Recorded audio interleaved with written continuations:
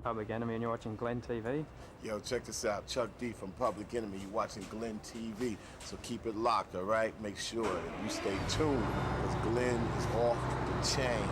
Okay, mate. I was brought up as a kid to listen to punk music, and then I got into rap after punk, and I thought sort of rap was sort of like an extension of punk.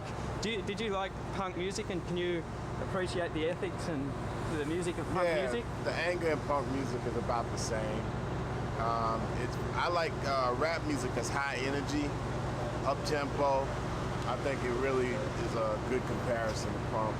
Okay, in early days you were singing about radio, not appreciating Public Enemy and not being on radio. Some things, the song remains the same.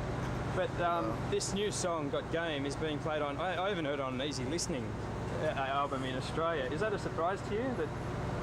Well, it was made for the movie. It wasn't made to actually get radio play. It was made to actually symbolize a certain aspect in the He Got Game movie that signified the ball playing aspect. So I mean, but still fuck radio, you know. Yeah. So in the United States they never played it. So. Really? So mainstream success hasn't come to Public Enemy in the United States like Australia? No. Do you think it ever will? No. Not with the shit I'm coming out with. Now you were on the MTV Awards inducting the Beastie Boys. What do you think of the Beastie Boys as a band? The Beastie Boys are an amazing band over a long period of time, and they was influential in getting Public Enemy started. So it was a necessary thing. Okay, and a lot of people... It came easy for me. Yeah, okay, a lot of people would look up to you as one of their biggest influence in the music in the 90s. Who do you think's been one of the biggest driving bands in the 90s? Fugees. I like the job Arrested Development was doing before they split up. And I think Wu-Tang got something going on heavy. They just got to concentrate more on their art and be able to travel a lot more. I think that, people want to see them, so why not? Is traveling one of the biggest thrills of success in the music industry for you, Chuck?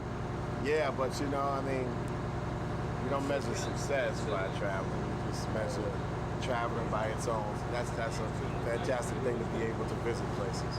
So it's still a buzz for you to come to Australia, or is it just like another? Oh, if I don't get a buzz, I'm not coming. Really? Okay. What was the Livid Festival like for you, Chuck? What's your memories of Livid? It was like a lot of other festivals, a lot of people. Usually festivals are like, it's so overblown, it's like, it's hard to concentrate on one specific thing, but I'm glad that we had the attention that we got. Now, I got to be honest with you here, like when you first came out here, I was a really big Public Enemy fan, but I was too scared to go to the concert. I was young, and I was very scared of, the whole bomb squad, the Public Enemy image with that. Is fear a good thing or a bad thing, do you think, in image? Fear's a good thing when it comes down to art, as long as you keep it to your art, and what it is, you play with emotions. It's a good thing when you use it in art.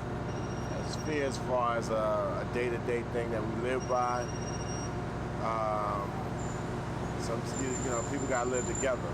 So sometimes things can go a little bit too far. I mean, in rap music, we lost 2 rappers over the last 3 years, and 2 main rappers, and it's a travesty.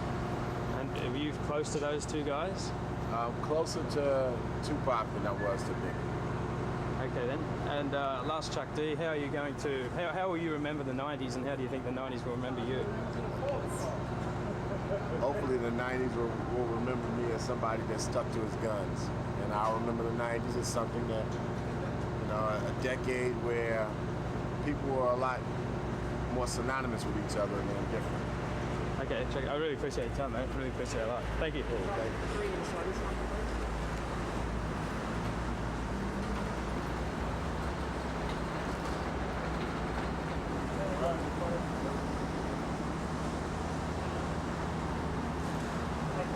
Contact us on our website, all right? Oh yeah, what's the website? Public-enemy.com. Spread the word.